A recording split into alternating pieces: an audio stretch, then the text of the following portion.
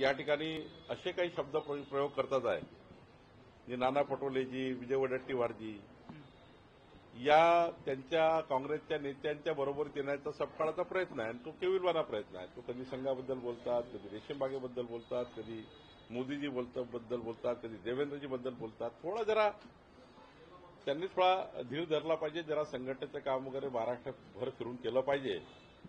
पहिला तर त्यांना हे केलं पाहिजे की त्यांच्या महाराष्ट्रातले काँग्रेस पक्षाचे वेगवेगळे जे तोंड आहेत त्याने जरी एकत्र आणले तरी भरपूर आहे. कशाला दुसऱ्या पार्टीवर बोलता? आपल्या पार्टीला सांभाळा ना. आपल्या पार्टी सांभाळण्याकरता तुमची उंची जरा कमी पडत आहे, ती जरा उंची त्यांनी दुरुस्त म्हणजे उंचीबद्दल बोललं पाहिजे. आपली उंची नाही त्या विषयात बोलू नये. सर, नाशिकमध्ये जो हिंसाचार झाला त्यामध्ये 1400 ते 1500 जणांवर गुन्हे दाखल झाले आहेत. त्यामध्ये सर्वाधिक गुन्हे जे आहेत त्यामध्ये महाविकास आघाडीचे पदाधिकारी त्यामध्ये सहभागी असल्याचे समोर आले. असं आहे, जो गुन्हा करेल त्याला दाखल होईल गुन्हा. तर महाविकास आघाडीचे का महायुतीचे आहे? पोलिसांनी ज्या पद्धतीने तपास केला आहे आणि ज्या पद्धतीने त्या ठिकाणी त्यांनी सांगितलं होतं की आम्ही स्वतः या ठिकाणी आमचं बांधकाम उद्ध्वस्त कमी करू, पण त्या ठिकाणी प्लॅनिंग केली पोलिसांविरुद्ध. पोलिसांना मार खावा लागला. तिथे प्लॅनिंग करणारे कोण होते ते आले नजरेमध्ये. कोणी प्लॅनिंग केलं होतं त्याच्यामध्ये पोलिसांनी त्यांना घेरला आहे. त्यामुळं पोलिसांनी केलेली कारवाई कुठलीही त्या ठिकाणी पक्षपाती नाही आहे. ज्यांनी षडयंत्र केलं, ज्यांनी पोलिसांना ज्यांना मारहाण केली त्यांना पोलिसांनी पकडलं आहे. महाराष्ट्रामध्ये भाजपाचे प्रदेश संघटनात्मक बदल मोठ्या प्रमाणामध्ये होत आहेत. मुंबईमध्ये प्रदेशाध्यक्ष म्हणून दरेकरांचं नाव त्याचे अजून इतरांची नाव त्याचे, पण भाजपाच्या कोरच्या नेते कार्यकर्त्यांची इच्छा अशी आहे का की जो मूळ संघटनातलं आहे त्याला जबाबदारी द्यावी अशा स्वरूपाची अशा प्रकारचा सूर पाहायला मिळतोय का? नाही, आमची संघटनात्मक रचना बूथ अध्यक्षापासून आता मंडळापर्यंत सुरू आहे. मंडळापासून जिल्हाध्यक्षापर्यंत 30 तारखेपर्यंत होईल. 30 तारखेनंतर विषय येतील की प्रदेशाध्यक्ष, शेवटी कार्यकारी अध्यक्ष आमचे रवी चव्हाणजी आहेत. आता मुंबई अध्यक्षाबद्दल विचार केला तर मुंबईच्या अध्यक्षाबद्दल सुद्धा ज्या हिअरिंग होतील, आमचे जिल्हाध्यक्ष जे त्या ठिकाणी नवीन निवडून येतील किंवा नियुक्त होतील त्यांच्याकडनं मुंबई अध्यक्षाकरता नाव मागवलं जाईल. आमचे तिथे मुंबई शहराचे कोर ग्रुपचे 22 लोक आहेत जे अत्यंत महत्वाचा रोल संघटनेमध्ये आहे. त्यांचं सिंगल व्यक्तिगत हिअरिंग होईल. जोपर्यंत आमच्याकडे एकमत होत नाही आणि एक वाक्यता येत नाही असा कुठलाही निर्णय मुंबईमध्ये होणार नाही. जो संघटनेच्या मुख्य कोर टीमच्या विरुद्ध असेल किंवा त्यांच्या मनाविरुद्ध असेल असा कुठलाही निर्णय मुंबई शहरात होणार नाही. जो निर्णय जिल्हाध्यक्ष जे मुंबईचे आहेत त्यांना न विचारता होईल. जिल्हाध्यक्षांना आणि मुंबई शहराच्या प्रत्येक कोर ग्रुपच्या नेत्यांना विचारूनच मुंबई शहराचा निर्णय होईल. त्यामुळे आत्ता सध्या कुणाच्या नावाची चर्चा नाही आहे. कुणाचं नाव समोर आणणे काही योग्य नाही आहे. भारतीय जनता पार्टी काही टीव्हीवर आलेल्या नावाच्या किंवा मीडियावर आलेल्या नावाचा विचार करून कधी अध्यक्ष ठरवत नाही. भारतीय जनता पार्टी संघटनेच्या प्रत्येक कार्यकर्त्याला विश्वासात घेऊन हा पक्षाध्यक्षाचा निर्णय करतं, मुंबई शहराच्या अध्यक्षाचा निर्णय करतं. ही काँग्रेस नाही आहे की हर्षवर्धन सपकाळाचा निर्णय झाला कुणाला माहीत नाही पडलं, कुठनं आलं, काय त्याची मेरिट आहे डिसमेरिट आहे मला माहिती नाही. पण काँग्रेस पार्टीसारखी ही पार्टी नाही आहे. काँग्रेस पार्टी ही वरून चालतं. आमची पार्टी बूथ अध्यक्षाकडून चालतं आणि त्यामुळे आमच्या पार्टीमध्ये जे काही मेरिट आहे ते संघटनेला पुढचे 3 वर्ष मुंबई किंवा महाराष्ट्र या संघटनेला बूथ अध्यक्षापर्यंत चालवून घेणारा नेताच आपल्या पक्षाचा अध्यक्ष होतो. आणि मला असं वाटतं मुंबई सुद्धा शहराचा अध्यक्ष मेरिटवरच होईल. सर्वच सन्माननीय आमदारांची, सर्व सन्माननीय कोर ग्रुपच्या नेत्यांची एकमत करून आम्ही निर्णय करू. छत्रपती संभाजीराजेंनी छत्रपती संभाजीराजे माझ्याकडे कोल्हापूरचं क्रिकेट स्टेडियम जी महसूल विभागाची जागा आहे 30 एकर, ती जागा क्रिकेटच्या स्टेडियमला मिळावी याच्याकरता आले होते. आणि त्यांचा दुसरा प्रस्ताव होता की एक त्या ठिकाणी औषधालय जे वनस्पती आहे औषधीच्या त्या वनस्पतीचे एक वन तयार करण्याचं कोल्हापूरमध्ये. 2 प्रस्ताव माझ्याकडे घेऊन आले. दोन्ही प्रस्ताव माझ्या अखत्यारीत आहे. निश्चितपणे कोल्हापूरकरता दोन्ही निर्णय करण्याकरता मी माननीय मुख्यमंत्री देवेंद्र फडणवीसजी यांचीही चर्चा करेल. तिथले आमचे चंद्रकांत दादा आहेत, कोल्हापूरचे आमचे आमदार आहेत, आम्ही सर्वांशी चर्चा करू. आणि छत्रपती संभाजी महाराजांनी जे त्या ठिकाणी सांगितलं आम्हाला की दोन्ही प्रस्ताव त्यांनी आणले ते सार्वजनिक हिताचे आहे, त्यामुळं आज ते सार्वजनिक हिताच्या बाबीकरता आले होते. लाडक्या बहिणी संदर्भामध्ये 2100 रुपयाचा हप्ता दिला नाहीये, त्यामुळे सरकारच्या विरोधात 420चा गुन्हा दाखल करावा अशा पद्धतीचे बॅनर आहेत शरदचंद्र पवार गटाच्या महिला अध्यक्षा रोहिणी खडसे यांच्याकडून लावण्यात आलेले. कसं बघतं या सगळ्या? फार घाई करतात आहे ते लोक. त्यांना हे कळायला पाहिजे की कुठलाही निवडणुकीचा मॅन्युफॅक्चर जो असतो, आम्ही जे संकल्पपत्र दिलं आहे निवडणुकीच्या काळामध्ये 14 कोटी जनतेला आम्ही सांगितलं आहे की आमचं सरकार 2100 रुपये महिना देईल लाडक्या बहिणीला. सरकार किती दिवसाकरता आहे? 5 वर्षाकरता आहे. मॅन्युफॅक्चर किती दिवसाकरता आहे? 5 वर्षाकरता आहे. आम्ही जे निवडणुकीत आश्वासन देतो ते या सरकारने पाळायचं असतं. देवेंद्र फडणवीस सरकार, आमचं सरकार आमच्या लाडक्या बहिणीला 2100 रुपये देईल, तो निर्णय सरकार घेणार आहे. तो आज घ्यायचा की उद्या घ्यायचा की परवा घ्यायचा हे काही रोहिणी खडसे ठरवणार नाही, ते सरकार ठरवेल. त्यामुळं त्यांनी काही काळजी करू नये. आम्ही एकच नाही, लाडकी बहिणीचाच निर्णय नाही, या महाराष्ट्राच्या जनतेला 47 विकासाच्या विषयावर आम्ही संकल्पपत्र दिला. 47 विषय दिला महाराष्ट्र जनतेला की आमचं सरकारला आम्ही हे करू. आम्ही सरकार आल्यावर शेतकऱ्याचं वीज बिल माफ करू. आम्ही सरकारमध्ये आल्यानंतर 12 तास दिवसांनी वीज देऊ. आम्ही सरकारमध्ये आल्यानंतर लाडक्या बहिणीला 2100 रुपये देऊ. असे 47 आश्वासनं निवडणुकीच्या मॅन्युफॅक्चरमध्ये आम्ही दिल्या ना. आम्ही वाचून दाखवू तुम्हाला जेव्हा 4.5व्या वर्षी प्रेस घेऊ की 1, 2, 3, 4, 7 47 पूर्ण झाले. आता पुढचे 47 कोणते ते तुम्हाला दुसरे वाटतील. त्यामुळे आता त्यांनी 15 वर्ष काळजी करू नये कोणी. 15 वर्ष महाराष्ट्रामध्ये भाजपा महायुतीचं सरकार असणार आहे. मॅन्डेट भाजपा महायुतीलाच मिळणार आहे, कारण आम्ही आमचा मॅन्युफॅक्चर पूर्ण करणार आहे. नॅशनल हेराल्ड प्रकरणामध्ये सलग दुसऱ्या दिवशी काँग्रेसकडून आंदोलन केलं जात आहे. ही सगळी जी काही कारवाई सुरू होती राजकीय द्वेषानं सुरू असल्याचं म्हणतात. नॅशनल हेराल्ड प्रकरणामध्ये ईडीने चार्जशीट तयार केली आहे. त्या चार्जशीटमध्ये गांधी परिवार अटकला आहे आणि गांधी परिवाराचा आता फेस जेव्हा त्या चार्जशीटमधले मुद्दे बाहेर येतील, चार्जशीटमधले विषय बाहेर येतील, तेव्हा गांधी परिवारांनी काय काय भ्रष्टाचार केले हे जनतेसमोर येणार आहे आणि ते जनतेसमोर येऊ नये म्हणून आंदोलन चालू आहे. भाजपा महाराष्ट्र प्रत्येक बूथपर्यंत, प्रत्येक जनतेपर्यंत कसा कसा यांचा सहभाग आहे नॅशनल हेराल्ड प्रकरणामध्ये, तो सहभाग आम्ही जनतेसमोर मांडणार आहे. काँग्रेस पार्टीचा बुरखा फाडणार आहे.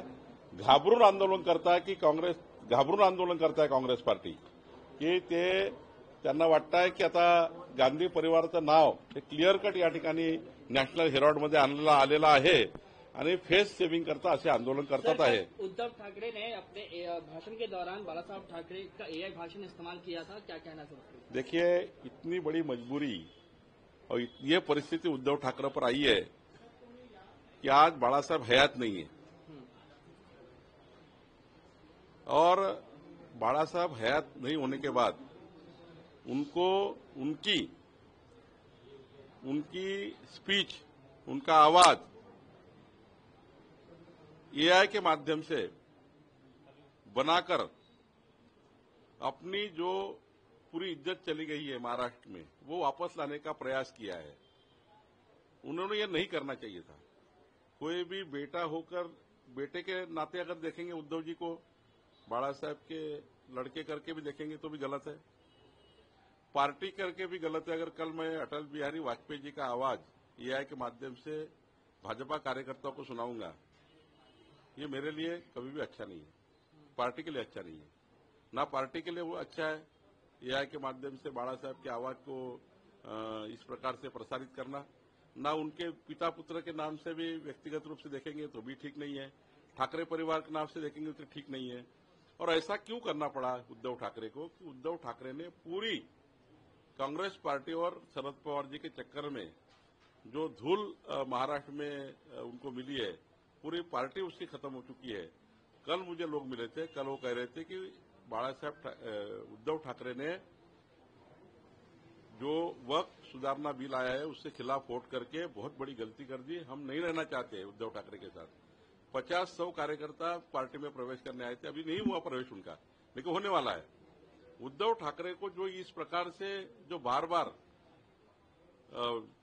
महाराष्ट्र में झटके मिल रहे हैं, उनको पार्टी टूट रही है, उनको पार्टी में आज सारा संभ्रम का वातावरण है। कोई भी नीति नहीं है, कोई भी विचार नहीं है, कोई भी संगठन विचार नहीं है, कुछ भी नहीं है।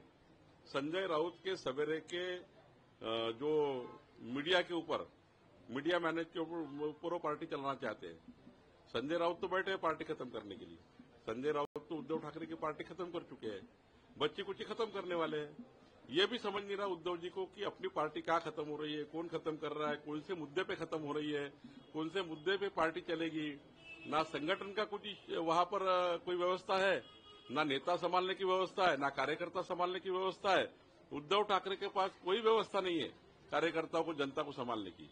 ना उनको कभी महाराष्ट्र समझा है, ना महाराष्ट्र की जनता की क्या परिस्थिति है वो समझी है, ना सरकार करके उन्होंने सक्सेसफुली काम किया है, ना संगठन करके सक्सेसफुली काम किया है, ना जनता को संभालने का या कार्यकर्ता को संभालने के लिए कोई काम नहीं किया है और काम कर भी नहीं सकती। इसलिए ये स्थिति आ गई है कि हिंदू हृदय सम्राट बाला साहेब ठाकरे जी की आवाज एआई के माध्यम से उनको सुनाना पड़ रहा है।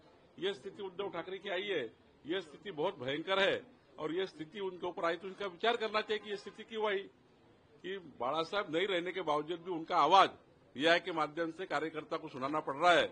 ये स्थिति बहुत गंभीर है और ये गंभीर स्थिति क्यों है इसका उद्धव ठाकरे आकलन करें। सर, नेशनल हेराल्ड मामले में चार्जशीट दाखिल हुई है, प्रियंका गांधी, राहुल गांधी को आरोपी बनाया गया है। कांग्रेस लगातार प्रदर्शन कर रही है और इसी से जुड़ा हुआ सवाल सर, रॉबर्ट वाड्रा को भी जमीन से जुड़े घोटाले में एक ईडी ने समन जारी किया। क्या गिरफ्तारी होनी चाहिए उन लोगों की? बार बार सिर्फ समन भेज के पूछताछ की जा रही है। कांग्रेस पार्टी और गांधी घराने ने सत्ता से पैसा और पैसा से सत्ता, ये राजनीति की है और ये राजनीति उनकी मूलतः रही है।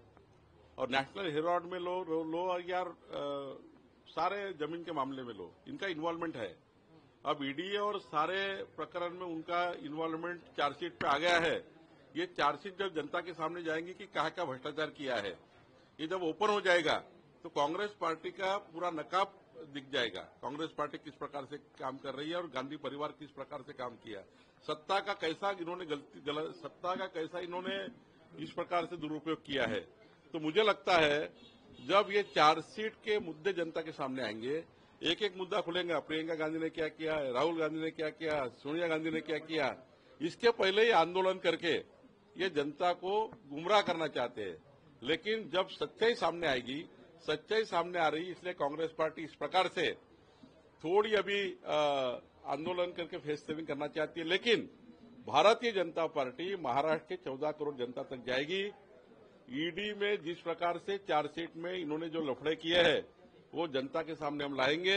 हम जनता के बीच में जाने वाले पूरी चार्जशीट के विषय को लेकर और क्या क्या भ्रष्टाचार किए, कैसे भ्रष्टाचार किए, कौन इसके पीछे था, किसने किसने कितना पैसा खाया, ये सारा जनता के सामने हम लाने वाले हैं। सर, एक अंतिम सवाल ममता बनर्जी को लेकर है। आप जानते हैं कि वक्फ को लेकर किस तरीके से हिंसा हो रहा है पश्चिम बंगाल में। अब ममता बनर्जी मुस्लिम स्कॉलर्स को ये कह रही है कि आप दिल्ली में जाइए, प्रदर्शन कीजिए। क्या वो अपने निजी हित के लिए इस प्रकार का हिंसा फैला रही है बंगाल में? ममता बनर्जी का मूल मैनिफेस्टो ऐसा है कि हिंदू पे अन्याय करना, हिंदू समाज पे अन्याय करना। वोटों की राजनीति के लिए, वोटों का तुष्टीकरण के लिए कुछ भी करना चाहती है ममता बनर्जी। और जनता अभी आने वाले चुनाव में उनको जीरो करने वाली है, साफ करने वाली है। जिस प्रकार से पूरे देश में एक वेव है हिंदुत्व की, और हिंदुत्व के खिलाफ ममता बनर्जी जिस प्रकार से कर रही है, वोटों की राजनीति के लिए आने वाले चुनाव को देखते हुए सारे जो वोट्स उनको मिलने चाहिए जो हिंदुत्व के खिलाफ है, वो वोटों को जमा करने के लिए इस प्रकार की राजनीति वक्फ बोर्ड के सुधारना विधेयक को लेकर कर रही है। लेकिन ममता बनर्जी निश्चित रूप से धुल जाएगी, उनको पूरा सुपड़ा साफ करेगी। वहां की जनता का आकलन ऐसा है, अब ममता बनर्जी को नहीं छोड़ना है। सारे देश में मोदी जी के नेतृत्व में सरकारें बनी है। अब पश्चिम बंगाल की भी सरकार जो हिंदुत्व के विचारों को लेकर वह पश्चिम बंगाल को विकास की ओर लेके जाएगी, ऐसी सरकार पश्चिम बंगाल में बनने जा रही है। इसलिए ममता बनर्जी घबरा रही है। हिंदी को कंपलसरी किया नेशनल एजुकेशन पॉलिसी के तहत महाराष्ट्र में। देखिए, हिंदी हमारी राष्ट्रभाषा है, मराठी हमारी मातृभाषा है। दोनों भाषाएं, मराठी तो हमारी